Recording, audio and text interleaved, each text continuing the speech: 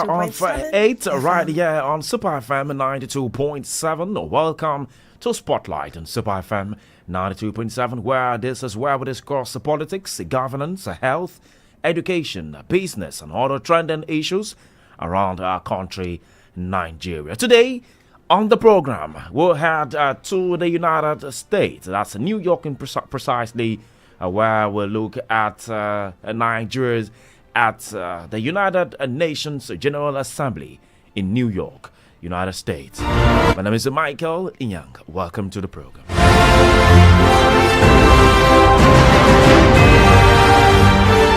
And joining us live from New York, we have, a journalist and a fellow at the International Strategy Forum. We have Evelyn Dan Apele. Good morning, Evelyn.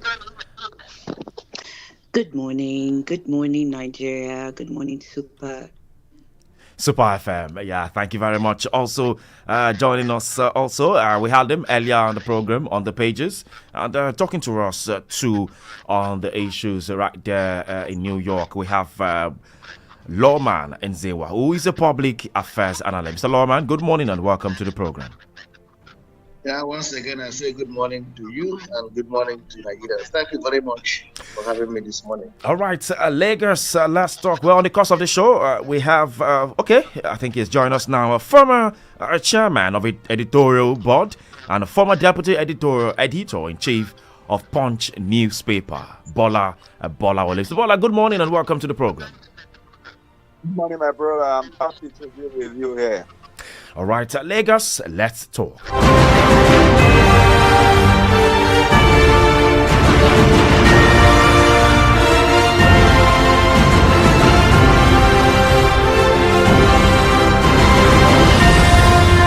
Vice President Kashim Shettima has delivered Nigeria's national statement to world leaders on behalf of President Tinubu at the United Nations General Assembly in New York, United States.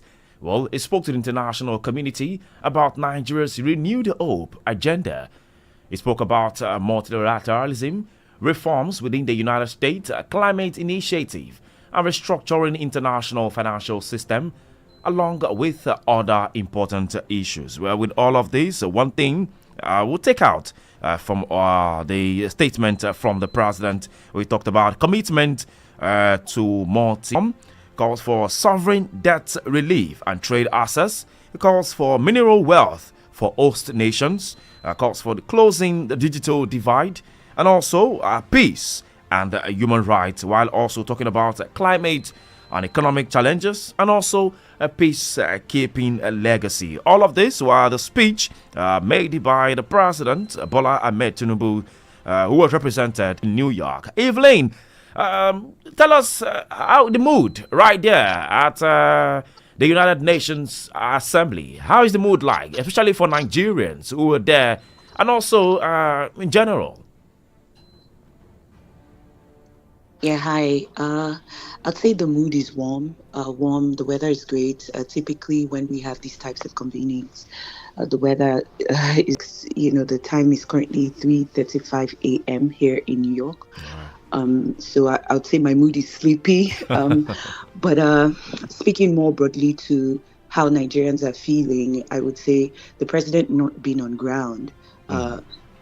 Is a disappointment? As opposed to he were on ground, it caused people to sort of deprioritize even attending the General Assembly. So there hasn't been, full attention of Nigerians. Representation from Nigerians in the United States that didn't even bother to come through because, the president is not here. But the vice president is here, and he does have his entourage, and that includes some of the ministers, like the Minister of Solid Minerals is here. The Minister of Arts and Culture and Creative Economy is also here, and the Minister of Women Affairs, I believe, is also here. And then you have the Nigerian consulate in New York, and the Consulate General, Ambassador Jida, is also here and supporting his delegation, as well as journalists and members of the press. So it's pretty a very lean delegation, and it's a very lean participation of Nigerians in the U.S. diaspora. So will this affect the absence of the president? And just like you said, is this going to affect development in the business community? I mean, business partners, those who probably want to invest in Nigeria, in the development of our dear country, might probably feel like, okay, the president is not here, and there is a limit to what the vice president can do.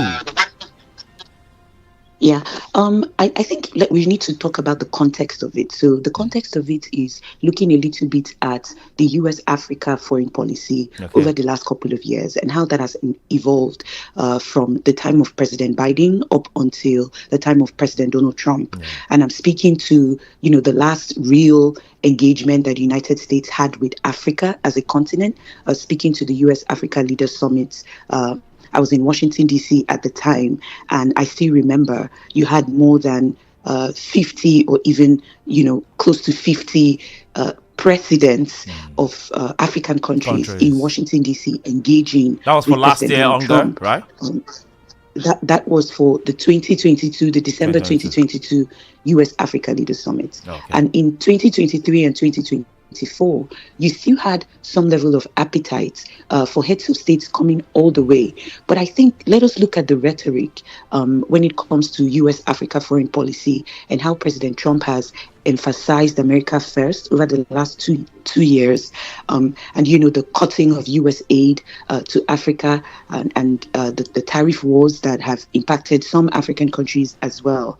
I think that there is a clear stance that I see. There's a stance that I'm perceiving where African countries and African leaders are deprioritizing these trips, whether as a political statement or whether as a way of asserting the New World Order, where African countries will be responsible for their own prosperity, and that these transatlantic trips have started to amount to a talk shop where words and actions do not align, and governments are pushing for more commitment and more action from the United States.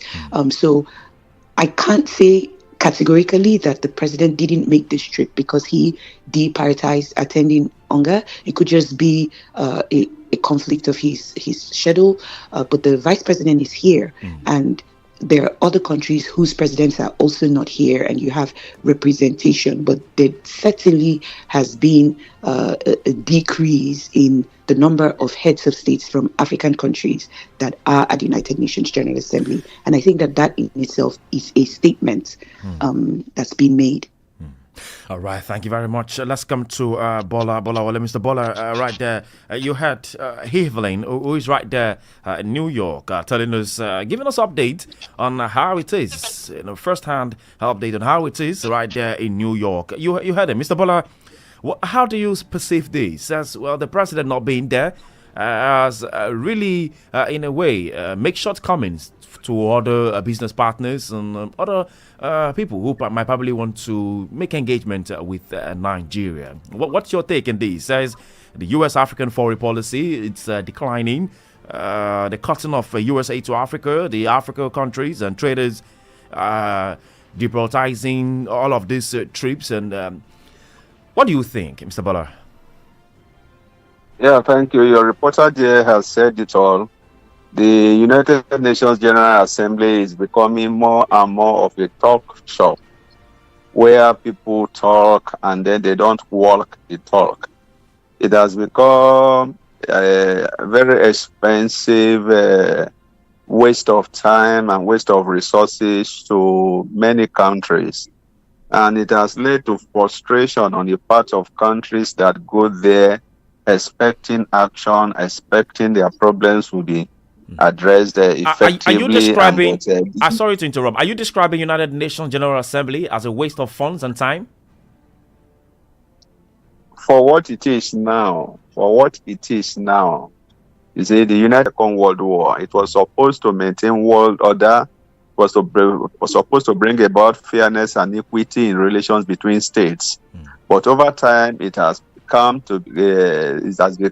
clear to weak nations, small nations, that ideal has been lost over time, and that it is now the strong nations that have their way, while the small nations only go there to talk, to give an impression that we have an international order that respects equality of states. But in real fact, you find out that there is no respect for equality of states. The strong nations have their way, and the weak nations are not even allowed to have their say in the real sense of the word. So that is the situation of things that we have fullness. And it does not actually represent power relations as we have it now. There are a lot of new nations that have emerged that are stronger than the old nations that are still there as permanent members of the Security Council. So there is a shift now. There is a demand now that there must be a shift. Especially you find out that Africa now is demanding for a seat on the permanent or as a permanent member of the Security Council of the United Nations, which is its most important organ. So that is as far as that is concerned. Concerning Nigeria's president's absence, yes, your reporter there has said it all. It is not mandatory that the president of the country attend Unga, but at the same time, it is not it is not bad if the president is there. Like you find out that many people, many countries will think that it is better to discuss with the president than to discuss with the vice president. Yes. The president, when he gets there, he moves with his power, he moves with his office, and whatever he says is taken to be the voice of the country. But when you have a situation where the president is not there, it lowers, it reduces the efficacy of whatever decision, whatever discussions are made there. We still have to come back and get the ratification of the president. But having said that, we should also not dwell too much on that.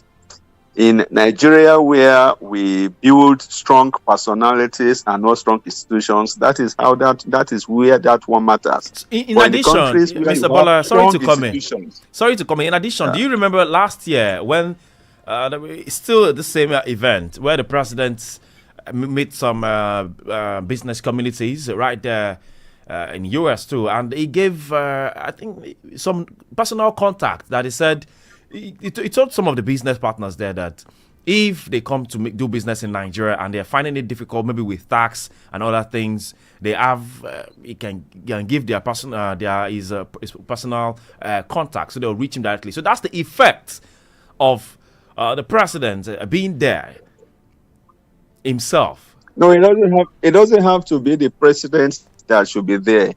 According to the Nigerian Constitution, the vice president is the chairman of the National Economic Council. So when you are talking about economic decisions, we are talking about summits like this, we are talking about meeting investors. The vice president is in the driving seat of that of that issue. He is the chairman. So he is effectively empowered by the Constitution to act on that, to act on behalf of the country. All he needs to do, because we are operating a federal system, is for him to coordinate with the president. In fact, even if the president is there and he negotiates things with businessmen and things like that, he still has to report back to the Federal Executive Council.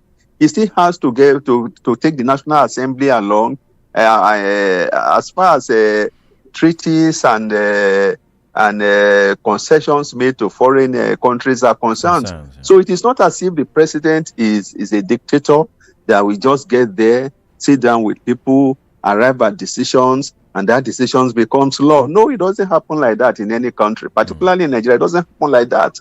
Many of these things that the president will go there and discuss, he still has to come back and report to the Federal Executive Council. Some of the decisions he even has to report to the National Council of States, and he has to take it before the National Assembly for ratification. So we should not make too much issue of the fact that the president is not there in person. The vice president is there, is representing the country, and whatever decisions are taken there, whatever discussions he made, he's doing it on behalf of the country. that we have sent him there means that he has been empowered. He has enough powers to go there, representing not just the president, he's representing Nigeria. So when you go, when he sits there, he's going to sit behind the flag of Nigeria. So the plaque in front of him will read Nigeria, not Tinubu.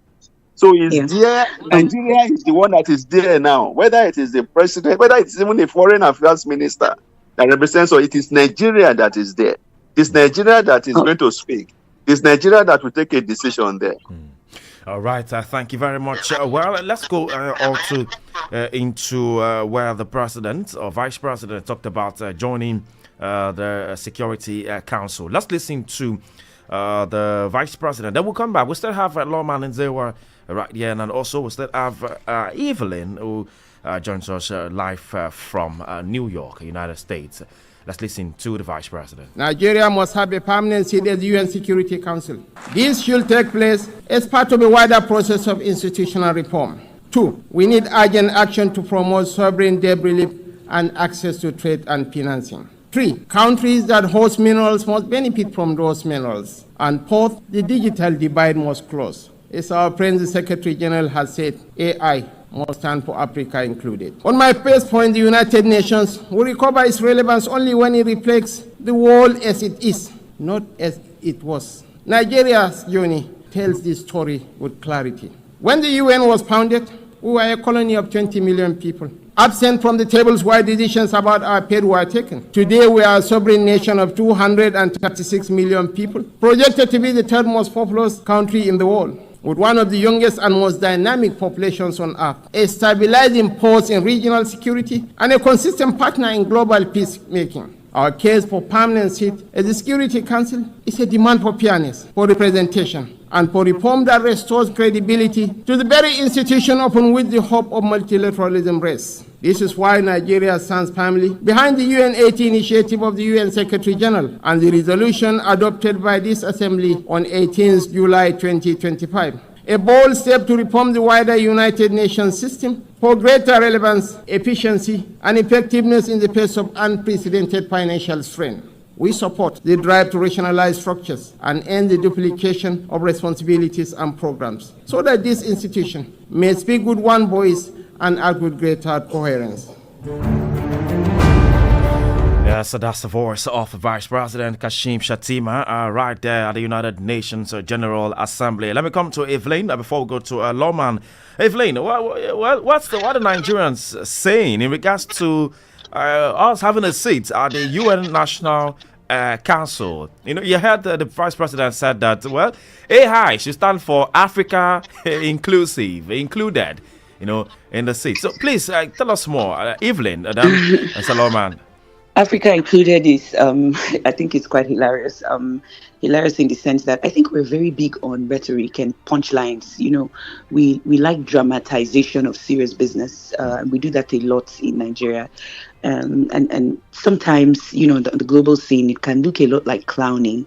And I'm being very honest here because, okay. and I wanted to just, you know, disclaimer, say that when the last speaker was speaking that I don't dwell in the domain of absolutes. You know, I like as much as possible to balance the information that we put out there. And this is just has, in its way, played a very crucial role in promoting peace, development, and human rights across the world. And I'll tell you for free because I know about some humanitarian efforts that are ongoing in different parts of the world that if it wasn't for the United Nations, they are very hard to reach areas that would completely never have been reached if it wasn't for the effort of the UN. And when it comes to its ability, just like the previous speaker was saying, to uphold its mandate, when we look at today's world and the evolving geopolitics around the world, it has become increasingly challenged, I have to say, these geopolitical divisions. But I think I want to borrow the words of Dr. Ngozi Okonjo-Iweala, the Director General of the World Trade Organization, who spoke yesterday at Semaphor's Next 3 Billion event, which is a full day of live journalism and interviews with world leaders. And she made a comment referencing more the WTO, which is also a multilateral institution as the United Nations, and says that, different countries of the world and individuals like yourself and mine are constantly pointing to multilateral institutions and saying and making claims that, these institutions are not upholding their mandates. I think what she did was to turn the mirror and to make us understand that multilateralism is about representation. So you have countries and individuals representing countries that are in the general table. So when you say that the UN is not working or the UN is not effective, she alluded to the fact that you're talking to yourself, you're referring to yourself, because what you're saying is your representatives are not working. Your country is not working. They're not doing what they're supposed to do at the table. And this conversation about Africa included, which is a punchline they're trying to use now, clouding artificial intelligence and AI. I think it's not much about whether or not Nigeria or Africa gets included to this so-called big boys club. In addition to this, the Kenyan President William Ruto also made reference to this Africa inclusion in the Permanent Security Council membership. Maybe we should hear from. Maybe we should hear from him. I was about to say that. Okay. I was about to say that it's not about including Africa. It's about Africa recognizing its own position in the grand scheme of things and acting the parts. I've always argued that we have this approach where Africa needs to beg for things. I don't think there was ever a time we heard Europe included or Asia included. They were just on the table. So this seems to be like Africa is begging for a place in the UN Security Council. Exactly. I think before you start doing that, we're talking about Africa included, what's going on in Africa and within ourselves. You don't even have Ghanaians buying Nigerian products. You don't even have Ruto who is talking. I can't remember the last time that Kenya imported anything from Nigeria. Intra-Africa trade. Nigeria alone is not Africa. We don't respect ourselves. And then you're on the global stage begging to be included. Nobody's going to include you at a table because you begged for it. But you can earn a seat at the table when you develop yourself and act like you're actually serious about what you're asking for. All right, let me go to our other guest, Lawman Nziva. But Mr. Lawman, before we come to you quickly, let's hear from William Ruto in this. Let's listen to him. Africa is no longer willing to wait on the margins of global governance while decisions about peace, security, and development are made without our understanding, without our perspectives, and without our voice. Africa's exclusion is not only unacceptable, unfair, and grossly unjust, it also undermines the very credibility of the United Nations, this organization. Africa dominates most of the Security Council agenda, provides some of the largest contingents of UN peacekeeping forces, and bears the heaviest costs of instability. Yet we remain the only continent without a permanent seat at the main table, where decisions about our destiny are made. Mr. Lawman, let's hear from you. Decisions of our destiny in Africa are made, and Africa are not there. That's a comment coming from William Ruto. Mr. Lawman. Thank you very much. I think the previous, or my colleagues here, have actually, given some insights into what is going on at Unga. And one common feature at Unga there is the call for Africa inclusiveness, particularly with respect to Security Council. And permanent and possibly the veto in the Security Council, that's what they are pursuing. I've always believed, and want to still say it, that if the world wants to go less hypocritical, in the first place, we don't even need to call for you to be included in an aberration. We are talking about democracy. Democracy should not just be you push it to the countries and say the countries must democratize, they must pursue democracy and all the rest of them. What about the world stage? Where a few countries, about 5 countries, exercise veto, and that there are people that are sitting at the permanent the Security Council. They have their permanent seat in the Security Council. and Africa wants to go and join them in that direction. I think that what you should be thinking, what I expected the Ruto or Kashim to be saying at that place is that the Security Council should be democratized.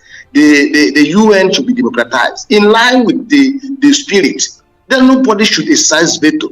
Veto is an aberration in what you call democracy. It's just like you have a model and then you say this model remains untouchable. This is a sacred card that should not be touched, and you expect that model to function. UN has functioned to a very good extent, but in this area, it has not functioned very well. That's why it looks as if what they are doing is not being seen. What they are doing a lot, according to my colleague there from New York, I think they are doing a lot. But what they are doing, it looks quite oppressive.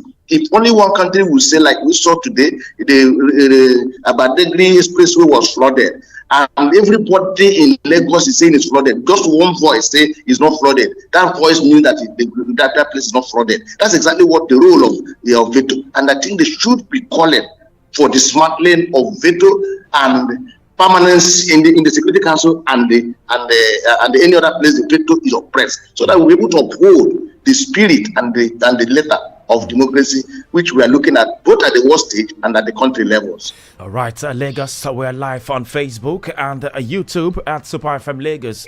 Yes, you can join us live, join the conversation live on Facebook and YouTube at Super FM Lagos.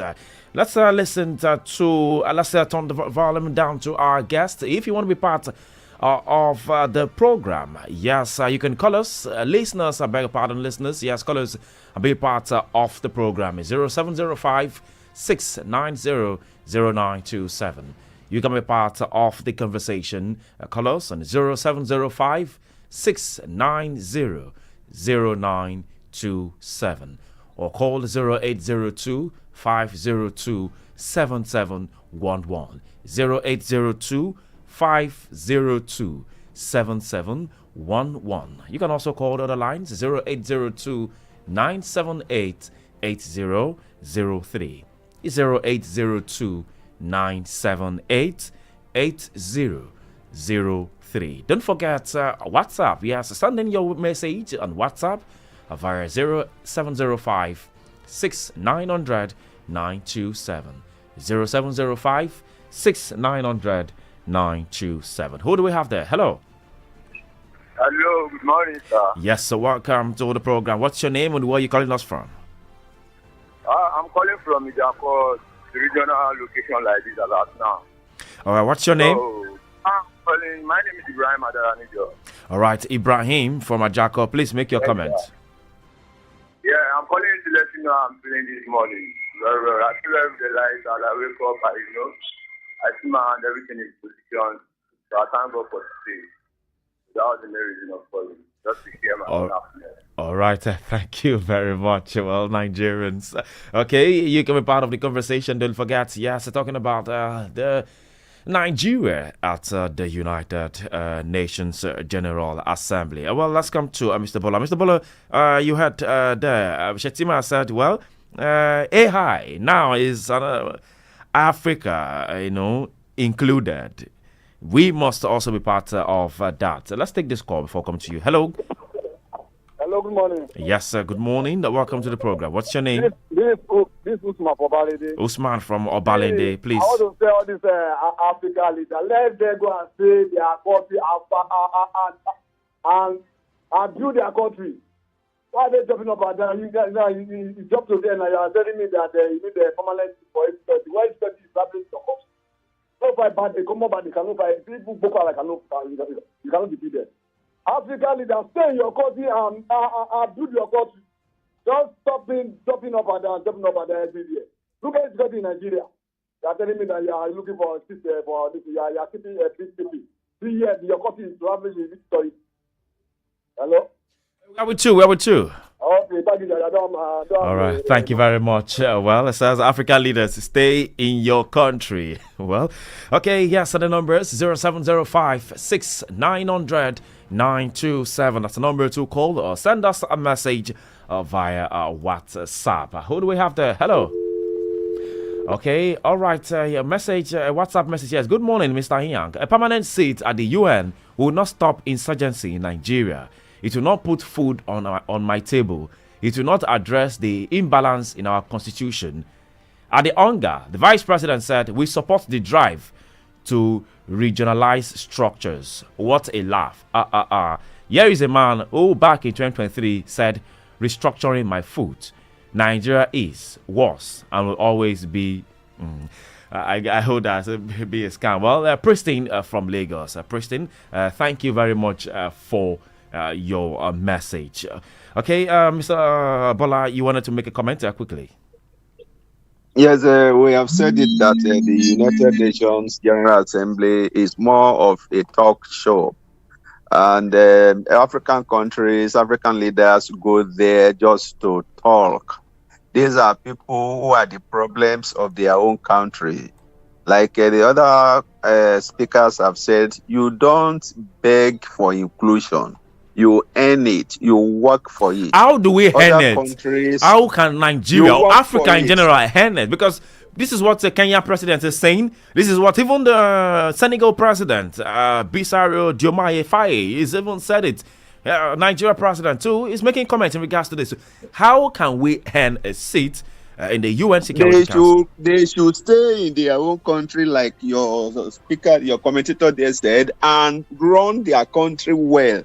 These leaders are bad leaders. In Kenya, the other time, we saw the youth trooping out to the street, like we have seen in Nepal, burning down offices and protesting.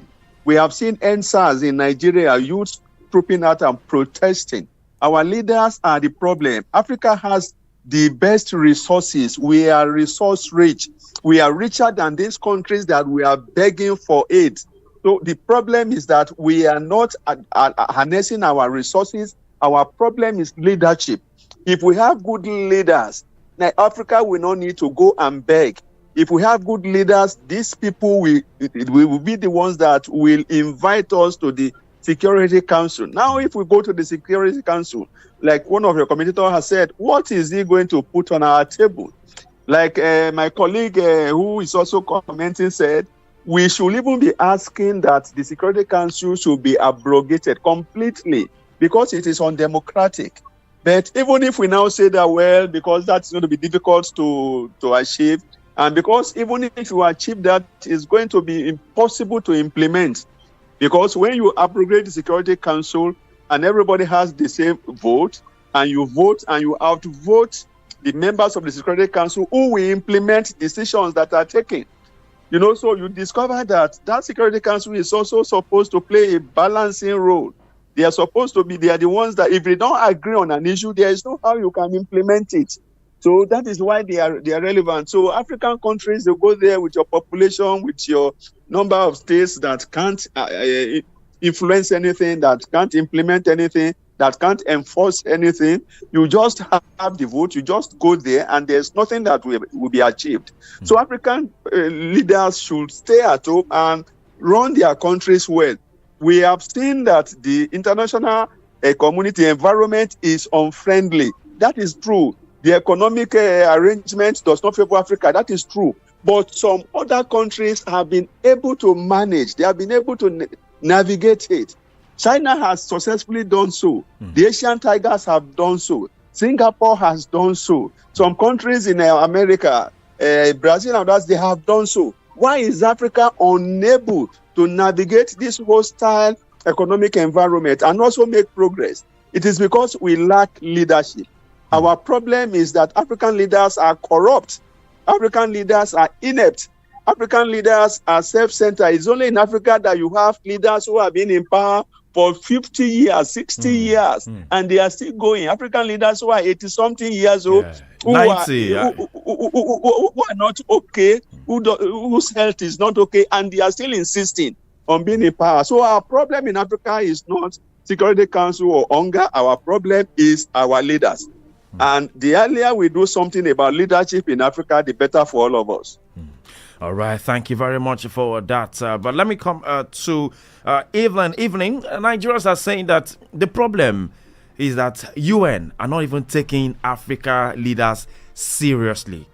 that when African leaders address the UN, most world leaders are absent. Please, how do you confirm this, and how serious is this right there in New York? Yeah, if somebody does not carry weight, if somebody is not a power, Can you hear me? a power, Yes. so you can't take his word seriously. Okay. Because Africa does not have the clouds. Africa does not have the power. Africa cannot enforce anything. Africa cannot influence anything. We don't have the economic power. We don't have the military power. So we are just talking to the air. I think I want to use an analogy that a lot of Nigerians would love and would like, and we can relate to, because we always like issues that have to do with men and women. Have you just observed how easy it is for a man to court a woman that he likes without saying too much when he has organized his own life? Every time you hear like, oh, Nigerian women like money, like this, like that. When all the things that are in place that a woman likes about a man, it's very easy for the man. Davido did a song recently and he said, cho, no walking. It's very easy for a man to court a woman when he has organized his own life, so spiritually he's sound, financially he's sound, emotionally he's sound. When such a man is speaking, you're not going to talk too much. You're not going to beg a woman. You're not going to find a man who is spiritually, emotionally, financially balanced, begging a woman to be courted. The woman might even be the one chasing you around, and not just women. They keep pursuing you all around because they've seen that you're balanced and you have so much to bring to the table. But when you see a man who has not sorted out his own personal affairs, chasing after a beautiful woman to court her or whatever, there's so much energy expended. You're lamenting, you're telling stories, you're building castles in the air, you're referencing other people. You say, oh, my father, my this. That's what's going on in Africa. So Africa is like a man who has not settled his own affairs, trying to befriend a beautiful woman. That's exactly what's going on. And that's why we feel very frustrated. And just like other speakers have said, look at even the context of democracy. I'm currently a fellow at the International Strategy Forum, and in February we were far away in Taipei, in Taiwan, talking about the future of resilient democratic societies. And part of that conversation that I brought to the table was the conversation about democracy and its discontents in Africa, whereby African leaders have asserted themselves as democratic, and so they assert themselves by means of these elections as democratically elected presidents. But the people are not feeling the dividends of democracy. The context of democracy being for its people, by its people, is not being felt.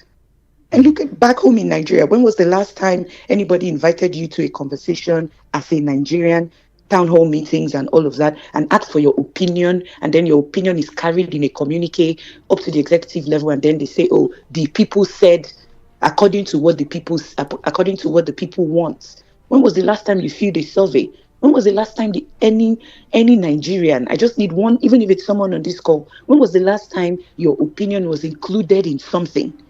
Where we say that we're a democratic society only because our leaders, are in places of power by means of elections, that some of these elections are even being contested in the courts.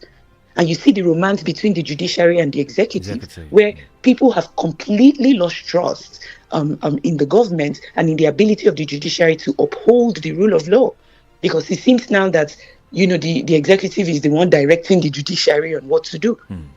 So there are things that need to be fixed. And when you fix those things, you see a situation where the United Nations will invite you by themselves to come join the Security Council. Just like I said, Pirate, I don't think there was ever a time, I know that I'm not 60 or 70 or 80, but those of you who have lived longer than myself, please tell me, has there been any time since the founding of the United Nations that Europe as a bloc came out and say Europe included or Asia included? The fact that you're even asking for it shows that there's a problem somewhere, because that's not something you ask for or demand. You earn it. You don't demand it. You don't ask for it. You just earn it.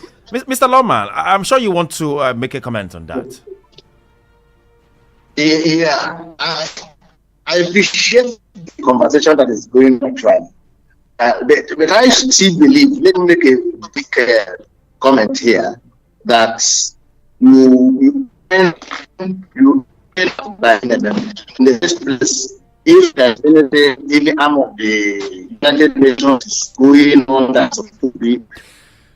We seems to find it difficult hearing you, Mr. Lawman. It seems to the line is bridging. I said UN. Are you hearing me now? Yes, please. Yes. Are you hearing me now? Yeah, we can. Please go ahead. Is it better now? Yes. Go ahead. Okay. Now, I said you earn the right to be a member of the United Nations or Security Council by being a member of that particular body. That's what should give you the basic requirement, the basic entitlement to that particular place. However, like we are saying here, let's see if we talk about economic power. The reason nobody wants to count on Nigeria, Africa, the same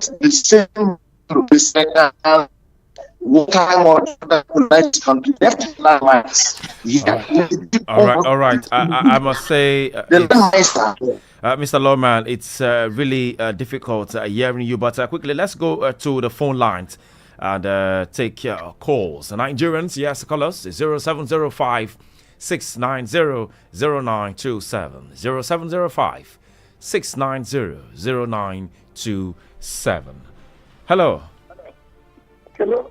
Yes, welcome to the program. What's your name and where are you calling us from? Thank you. Good night. Ben from Eba. All right, Ben from Eba. Please make your comment. Other countries head of state they are speaking. Why didn't our president? Why did he send the vice president? And what other everything now? The president is supposed to be here and speaking, and that he can speak very well. And they will respect him. Why is he dodging away from America? Why should the United Nations respect us in such a country like this? With all the stagger, all the news that is coming on from Chicago, all the FBI, they are begging the FBI not to release the information. What type of country is this? Our election is the worst in the whole world. You know? Yes, Robert too. Our election is the worst in the whole world. It's very violent. People are dying. And the community they are killing people.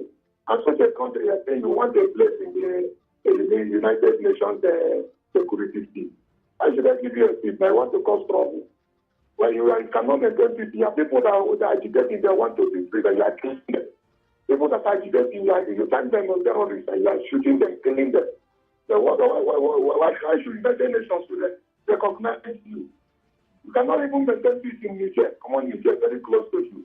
Cannot maintain Niger, for you. You cannot. They do not recognize you. Niger is under ECOWAS. All the countries under ECOWAS, you cannot regulate and control them. The countries under ECOWAS are the worst in the whole world, the poorest in the whole world. All right, thank you. Look at the most 14 poorest countries, ECOWAS countries are there. Why should they recognize you in the United Nations? Okay, thank you very much. I'll keep your call coming in 0802 502 7711 0802 502 7711. You can also call us on 0802 978 8003 0802 978 8003. That's the line to call. Don't forget, you can also send us a message via WhatsApp on 0705 6900 927 0705 6900 927. Let's look at other aspects of the speech made by the Vice President at the United Nations General Assembly. Talked about debt relief. Let's hear the Vice President on that, and then we'll come back and talk more. Nigeria and Africa have made significant strides in recent years to put our affairs in order. We can take that progress to the next level, a level that presents new opportunities for trade, investment, and profit. If we can assess reforms to strengthen the international financial architecture. We need urgent action to promote debt relief, not as an act of charity, but as a clear path to the peace and prosperity that benefits us all. I'm calling for new and binding mechanism to manage sovereign debt, a sort of international court of justice for money that will allow emerging economies to escape the economic straitjacket of over 4 decades since the Lagos Plan of Action outlined a route away from debt and dependence that highlighted opportunities that today should still be explored for local added value for processing and manufacturing in everything from agriculture to solid minerals and petrochemicals. The African Continental Free Trade Area is a remarkable achievement of cooperation. We remain fully committed to the achievement of the SDGs. He's also a forensic audit expert and a fraud examiner. Mr. Lawman, before we come to Evelyn in these regards, well, our leaders go before UN pleading for debt relief. Yet, they borrow funds and even squander most of these funds with endless foreign trips, private planes, VP houses, and all of that. What do you think in regards to this? Are these people that give us this debt relief, are they for that Christmas that we keep on going there and then getting, keep on going and getting? What's your reaction to this? My reaction is very simple.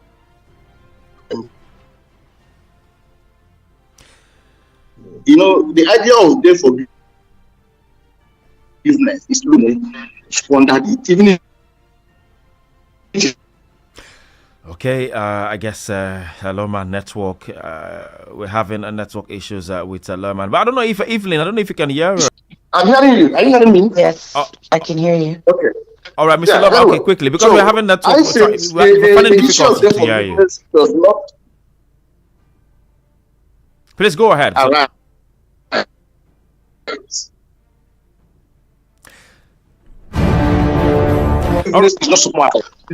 All right. Okay, Mr. Lawman, let's talk. Mr. Lawman, let's talk to Evelyn. Network. We're having network issues trying to hear you. It's really difficult trying to get your point. Right. Maybe you're having. Okay. I'm hearing him now. We're hearing him clearly. Yeah, I'm hearing Mr. Lawman clearly. We can hear him. Okay. Okay, Mr. Lawman, please go ahead. It's difficult. Just go ahead. Okay. Now, when you borrow money from other source or institutions, you spend the money, and then you come back to say forgive us. Meanwhile, and then you come back to say forgive us. Meanwhile, you have a role, you have a duty to manage that resources very well. I think this is the time we now need to come back home. Let's have to send the money outside Nigeria, and they will send the money outside Nigeria, and Nigeria becomes indebted to them. Then the remaining, the senders will come back home and use it to live lavish life here. So I think we should come back. That is now where you come in and say, what do we do? How do we know where our money is? What we specialize? For you. Let's start from the inception of the project on which I'm owing you, the release of the money, and the utilization. So we know exactly how much you are owing. And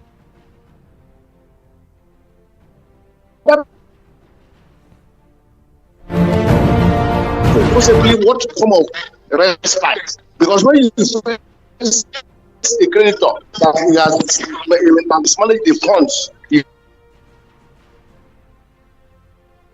borrow from him, but if you cannot make any kind of show all right. All right. Thank you very much. Thank you very much, Mr. Lawman. Quickly, Mr. Lawman, quickly, let's come to Evelyn. Evelyn, you wanted to make comment too on this debt relief. I don't know if you have one or two to in addition to what the Vice President in regards to this debt relief. Well, Africa. You talked about the Africa Continental Free Trade areas and all. Please, you want to make comment? Evelyn. Are you talking to me? No, Can I make a comment? Okay, I'll come to you, Mr. Bola. Evelyn. Okay. Yeah. So just like the previous speaker was saying, there is something called the Nigeria Development Update. It's, I think, a quarterly, if I'm not mistaken, report, or I think twice a year. I don't know how many editions. I'm not very sure about the number.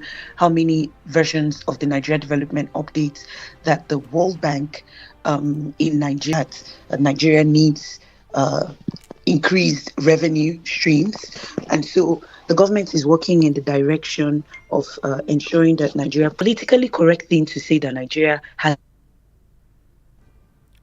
a revenue problem. there is need to spend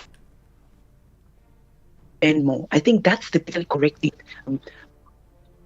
But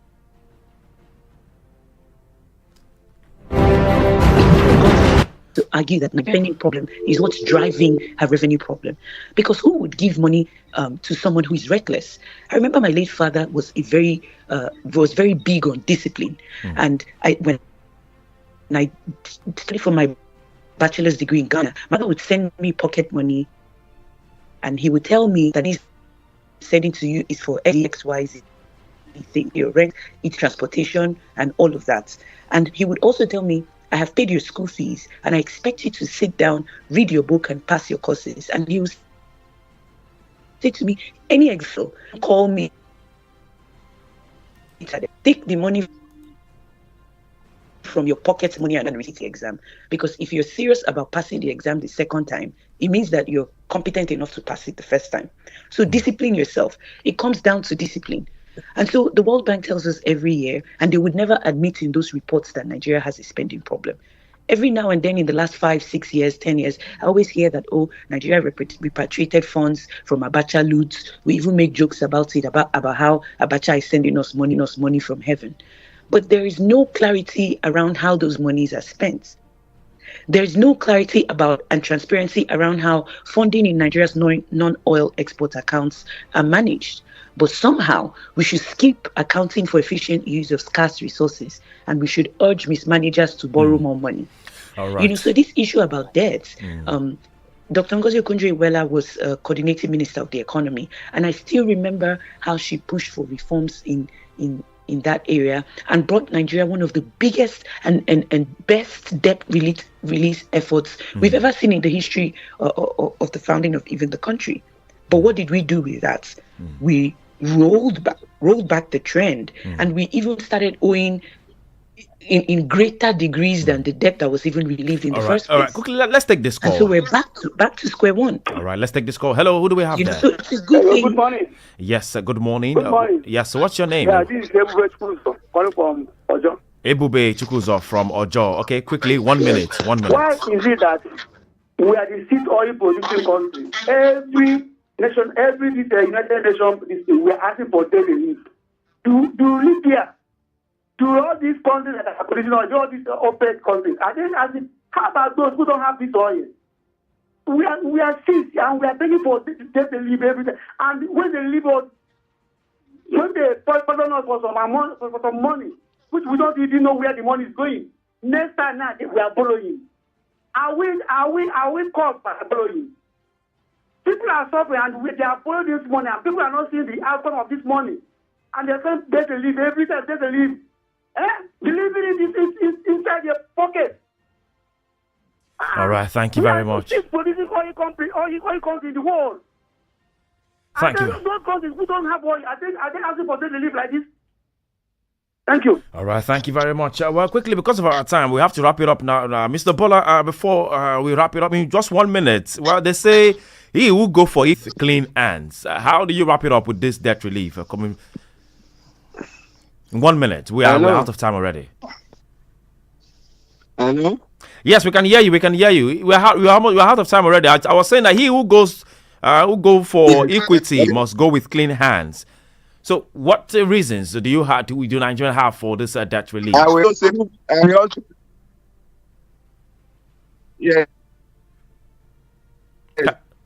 Can you hear us? This will help us by stopping it, because debt has become a trap. Use that to trap us and to keep us perpetually underdeveloped. For as long as we continue to borrow money, we will continue to be perpetually underdeveloped. All right. They are the ones that join us to loot the money that they loan to us. They loan it to us. They loot it with us. We have to save the money. All right, we have to wrap it up right now, Mr. Bola. Thank you very much for your time this morning on the program. Evelyn Dan Epele, journalist, fellow at International Strategy Forum, who been speaking to us from New York, United States. Thank you very much for your time this morning. Mr. Lawman is there, a public affairs analyst. Thank you very much. And Mr. Bola Wale, former chairman of editorial board, Punch newspaper. Gentlemen and lady, thank you very much for your time this morning. And that's how much we can Thank take you very on the much. program. God bless you. That's how much we can take on the program. Let's do it again, same time, same station tomorrow. Have a beautiful day. We don't just talk.